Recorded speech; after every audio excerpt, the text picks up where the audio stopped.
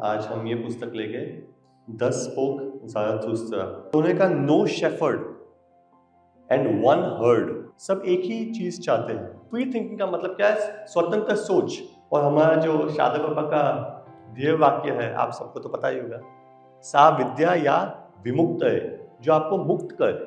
ठीक है, तो अगर हम चाहते हैं कि बच्चे नया करें जिससे समाज का लाभ हो, तो हमें उनकी जो सोच है वो अभी से परिवर्तित करनी पड़ेगी। कैसे? अपनी सोच में परिवर्तन लाओगे तो बच्चे की सोच में भी अपने आप परिवर्तन आएगा। यहाँ मैंने उदाहरण लिया है कृष्ण भगवान का, उनके बाल्यकाल का, और कालिया के ऊपर उन्होंने विजय, ना केवल विजय पाए, उनके ऊपर उन्होंने नृत्य किया, क्योंकि वहां से जो विष था वो चला गया।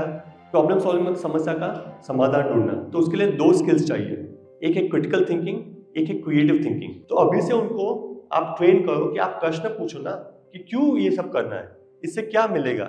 इसको बोलते हैं क्रिटिकल थिंकिंग। दूसरा है क्रिएटिव थिंकिंग। एक बार आपने सोच लिया, प्रश्न पूछ लिया, तो अभी आपको जो ढांचा है उसके बाहर सोचना है, इसको बोलते हैं क्रिएटिव थिंकिंग। और मुख्य बात क्रिटिकल थिंकिंग, क्रिएटिव थिंकिंग में ये है कि उनको एक्सपेरिमेंट करने दो।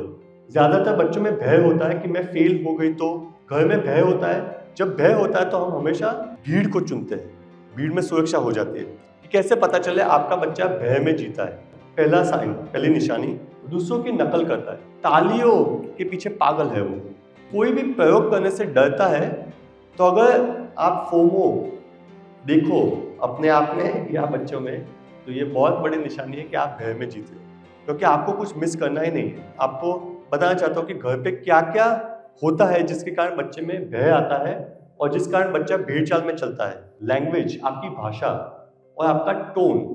हर बार आप अगर अपने बच्चे को किसी और के साथ कंपेयर करोगे, तुलना करोगे कि ये तो उसने तो ऐसा किया, अज्ञानता में हम बच्चे के मन में भय की उत्पत्ति कर लेते हैं और उसको फिर बदलना बहुत कठिन हो जाता है बाद में। आज भी वर्कशॉप में अगर मुझे उदाहरण लेना हो तो मैं मार्कंडेय का लेता हूँ, प्रहलाद का लेता हूँ, ध्रुव का लेता हूँ। उनमें भय डालो, उससे अच्छा उनसे बातें करो, उनको सुनो, उनको सुनाओ मत, उनको सुनो।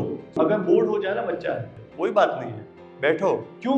बोर्डम से ही जब बच्चा बोर होता है या आप भी जब बोर होता है, उसमें से ही क्रियात्मक विचार आते हैं। तो इसीलिए ट्वाइलाइट ऑफ द आइडल्स, कुछ बनना नहीं है, किसी के जैसा बनना नहीं है। तो अभी से हम अपने बच्चे के बेस्ट फ्रेंड बने, उसका वो दरवाज़ा खुला रखें कि हमारे पास आकर वो खुले दिल से अपनी बात कह सके। सभी का बहुत बहुत धन्यवाद।